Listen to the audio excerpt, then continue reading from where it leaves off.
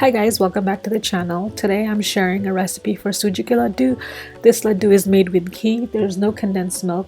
This is like the melt in your mouth, very fine laddu, and it's so delicious. It's a family favorite, and I hope you give this recipe a try. We're going to start off with fine suji.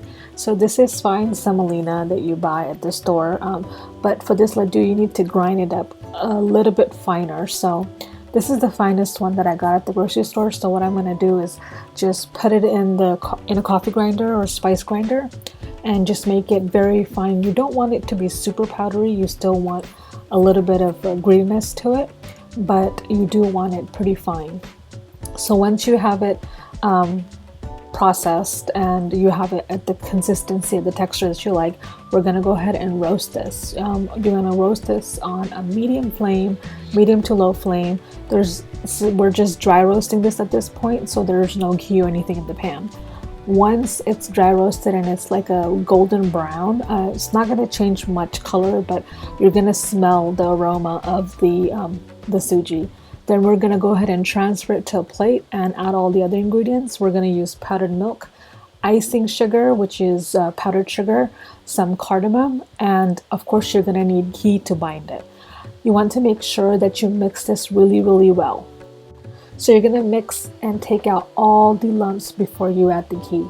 If you have any lumps, then when you bite into the laddu, you're going to have like a sugary spot. So make sure you get all the lumps out, and if you want, you can also sieve the powdered sugar before adding it. That'll help with the lumps.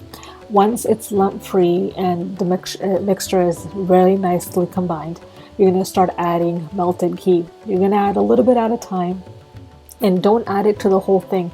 Just add a little bit at a time to a little amount, because it's going to start soaking up that ghee and you don't want it to sit and soak up too much of that ghee. The recipe does take a lot of ghee because you are just using the ghee to bind this, but to make sure that you minimize the amount of ghee that this recipe takes, just pour the ghee in small amounts in a small spot, and then start binding it. When you're able to form a laddu properly without it breaking apart too quickly, go ahead and start forming it, and then just keep doing that to the rest of the mix. So you pour ghee, you bind, and then you pour ghee again, you mix, and you bind.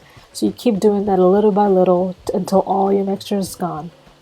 If you feel like you're having difficulty binding this and it's taking too much ghee, what I suggest doing is making sure your ghee is melted, number one, and number two, clean your hands in between. So washing your hands in between does help bind, because you don't have a bunch of the mixture sticking to your hands. So just stay patient, add a little bit of ghee at a time to a little bit of the mix, and then start binding. And this laddu does hold its shape really well once you have enough ghee in there.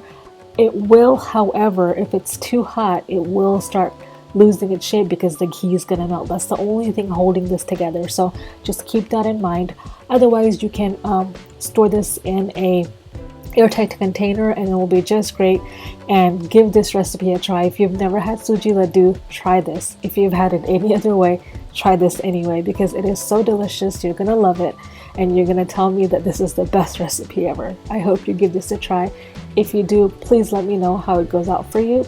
And until next time, please take care, and I'll see you guys very soon. Bye bye.